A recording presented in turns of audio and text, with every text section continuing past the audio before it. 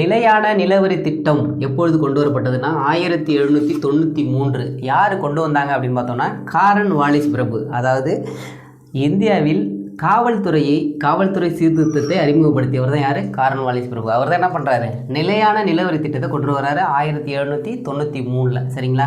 அடுத்தது ரயத்துவாரி முறை எப்போது ஏற்படுத்தப்பட்டதுன்னா 1820. யார் கொண்டு வராங்க? சர் தாமஸ் மன்றோ மற்றும் கேப்டன் ரீட் 2 பேரும் தான். சரிங்களா? இதில் ஒரு முக்கியமான கொஸ்டின் என்னன்னா, இந்த ரயத்துவாரி முறையில் ரயத் என்பதன் பொருள் என்னன்னு ஒரு கொஸ்டினில் கேட்டாங்க ஒரு எக்ஸாமில். ரயத்துனா என்ன அர்த்தம்னா உழவர் அப்படின்னு அர்த்தம். நோட் பண்ணிங்க, ரயத்துனா உழவர் அப்படின்னு அர்த்தம். சரிங்களா? அடுத்து பாருங்க, மகள்வாரி முறை எப்பொழுது கொண்டு வரப்பட்டதுன்னா 1822. யார்? வில்லியம் பெண்டிங் பிரபு. சரிங்களா? இந்த மகள்வாரி முறையில் மகள் அப்படின்னா என்ன பொருள் அப்படின்னு பார்த்தோம்னா கிராமம்.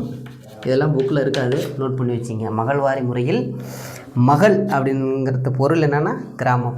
இந்த வில்லியம் பெண்டிங் பிரபு இருக்கார் இல்லையா, அவர் தான் என்ன பண்ணுறாருனா 1829 சதி ஒழிப்பை கொண்டு வந்தவர். சரிங்களா? ராஜா ராம் மோகன் ராயோட சதி ஒழிப்பை கொண்டு வந்தவர் யாருன்னு கேட்டாங்கன்னா வில்லியம் பெண்டிங் பிரபு 1829.